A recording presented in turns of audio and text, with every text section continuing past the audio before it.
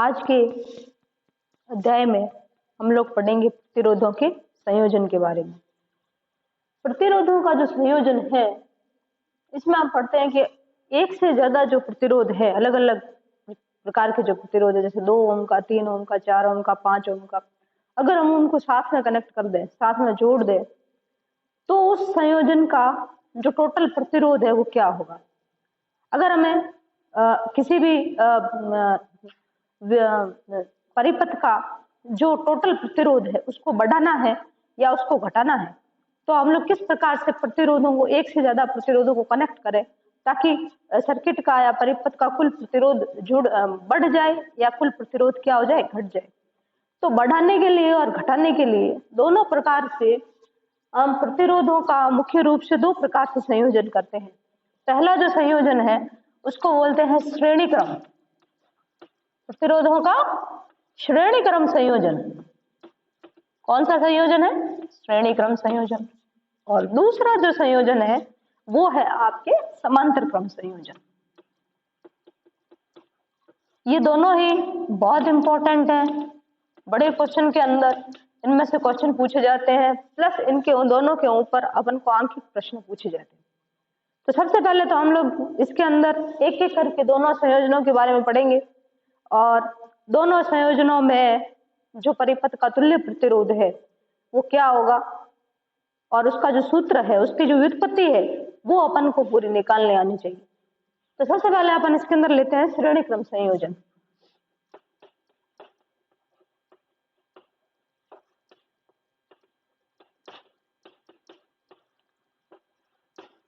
तो जब भी हम श्रेणी क्रम संयोजन की बात करते हैं तो इसमें हम प्रतिरोधों को कैसे जोड़ते हैं। मान लीजिए हमारे पास में 3 प्रतिरोध है, R1, R2 और R3। 3 प्रकार के प्रतिरोध है अलग अलग, और इन तीनों को हमको श्रेणी क्रम में जोड़ना है। तो हम लोग श्रेणी क्रम के अंदर किस प्रकार से जोड़ेंगे। ये एक प्रतिरोध, जहां से एक प्रतिरोध का अंतिम सिरा है वहीं से हमने इनको क्रमशः अगर हम प्रतिरोधों को जोड़ते जाएं तो ये इस प्रकार का जो संयोजन है इसको हम कौन सा संयोजन बोलते हैं? श्रेणी क्रम संयोजन बोलते हैं। ठीक है, अब इस संयोजन को अगर हम लोग किसी बैटरी से कनेक्ट कर देते हैं, यहाँ पर हम लोगों ने एक कुंजी लगा दी और इस संयोजन को हम लोगों ने जोड़ दिया, और यहाँ पर तो इस बैटरी से धारा क्या प्रवाहित होगी? I। इस धारा का जो मार्ग है वो तीनों प्रतिरोधों में आप देखिए समान है, मतलब धारा जो है R1 में भी आई जाएगी, R2 में भी आई जाएगी और R3 में भी क्या जाएगी? आई। लेकिन प्रतिरोध अलग अलग है, इसलिए इन तीनों के सिरे पर जो वोल्टेज होगा वो वोल्टेज आपका अलग अलग होगा, और कुल जो वोल्टेज है आपका वो इस बैटरी की, ये कितने वोल्ट की बैटरी है, उसके ऊपर उसका जो वोल्टेज, कुल वोल्टेज है वो V1, V2 और V3 के बराबर होगा। ठीक है, तो श्रेणी क्रम के अंदर हम देखते हैं कि तीनों प्रतिरोधों के अंदर धारा तो समान रहती है, लेकिन उसके अंदर जो उन पर जो वोल्टता है वो अलग अलग मान के प्रतिरोधों पर अलग अलग होगी, और कुल जो वोल्टता होगी वो उस परिपथ की जो टोटल वोल्टता है, जितने वोल्ट की अपन ने बैटरी ली है उसके बराबर होगा। तो यहाँ पर अगर हम देखें, अब यहाँ से हम लोग तुल्य प्रतिरोध को किस तरीके से विकसित करेंगे वो आप देखिए।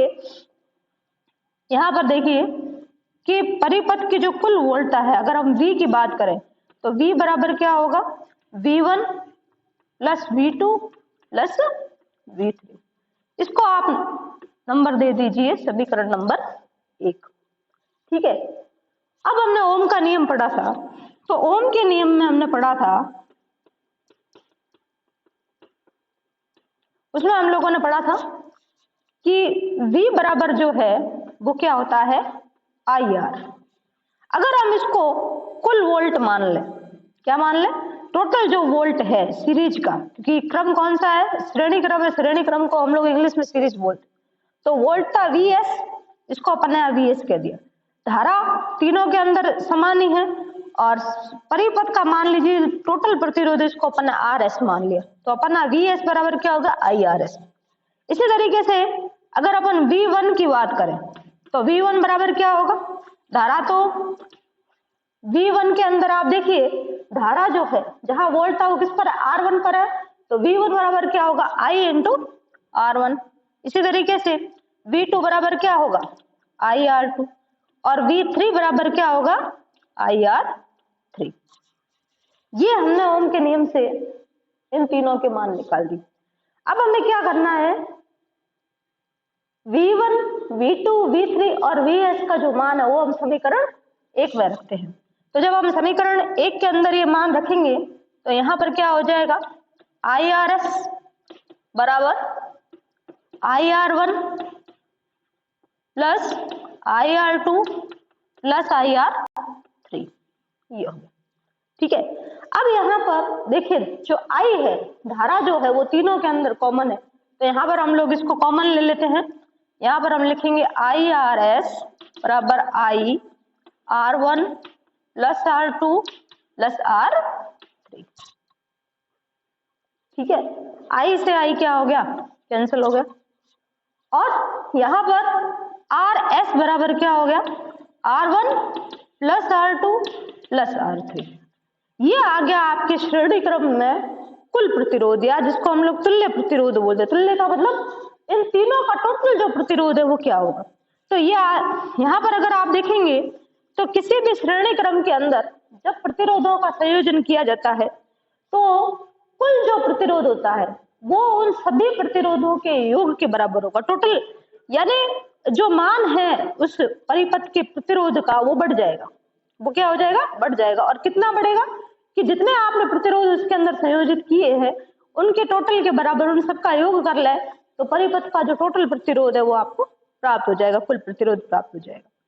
ठीक है, तो ये सूत्र अपन को याद रखना है, RS बराबर R1 plus R2 plus R3। ठीक है, अब इसके ऊपर अपन को आंतरिक प्रश्न भी पूछे जाते हैं, किस तरीके से पूछते हैं वो भी मैं आपको बता देती हूँ। तो ये सूत्र आपको याद रखना, लेकिन इससे पहले मैं आपको बता देती हूँ श्रेणी क्रम के समांतर क्रम के बारे में हम लोग पढ़ लेते हैं, फिर एक साथ में इनके जो अंकित प्रश्नों पर क्वेश्चन है वो एक साथ करेंगे। ठीक है, एक सेकंड।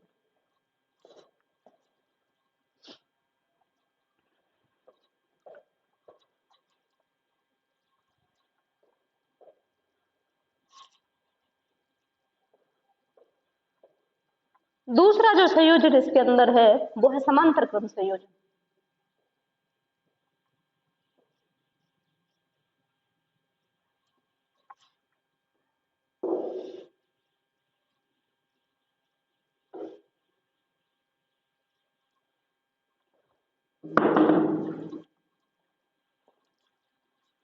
दूसरा संयोजन हम कौन सा ले रहे हैं, समांतर क्रम संयोजन।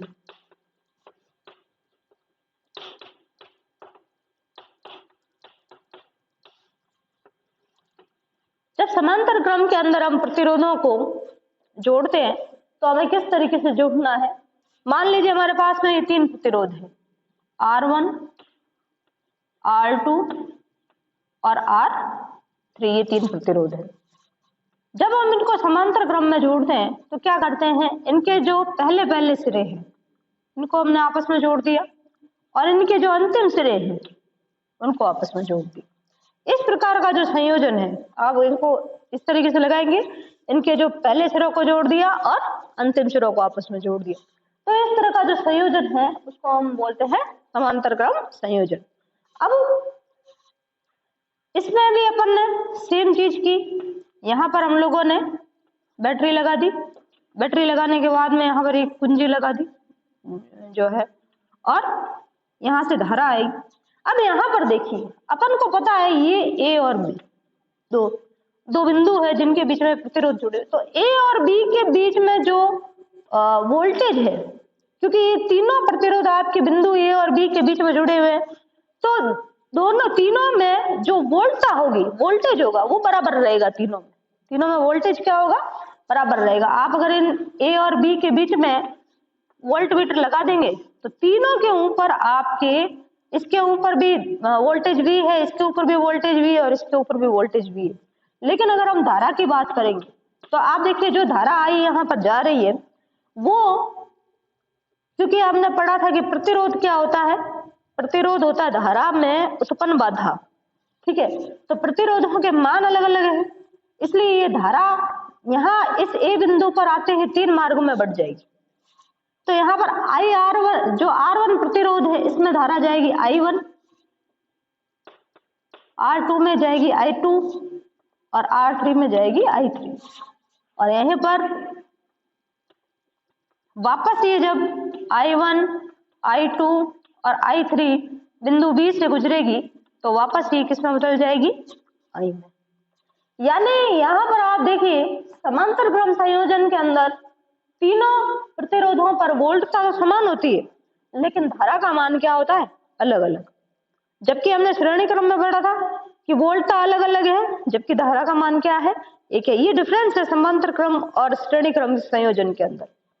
अब यहाँ पर अपन लोग तुल्य प्रतिरोध कैसे निकालेंगे, तो यहाँ पर सबसे पहले आपको ये चीज देखनी है कि अलग अलग क्या है। I जो है, कुल धारा जो है वो यहाँ पर I1, I2 और I3 के बराबर होगी, क्योंकि इससे ज्यादा तो धारा प्रवाहित हो नहीं सकती, और यही धारा है वो इन तीनों प्रतिरोधों के अंदर क्या है, बट गई है। तो अगर हम यहाँ पर निकालेंगे जो कुल धारा है, I बराबर क्या होगा, I1 plus I2 plus I3, ये आपके आ गया समीकरण नंबर 1, नाम दे दिया अपन। अब यहाँ पर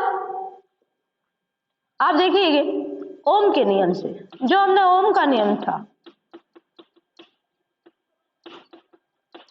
ओम के नियम से अपन ने पढ़ा था कि I बराबर जो होता है वो क्या होता है, V बटा R। ये जो कनेक्शन है इसको हम इंग्लिश में बोलते हैं पैरेलल कनेक्शन। क्या बोलते हैं, पैरेलल कनेक्शन इसको बोला जाता है। इसलिए हम लोग शॉर्ट में इसको अपन ने नाम दे दिया IP, IP, VP और RP।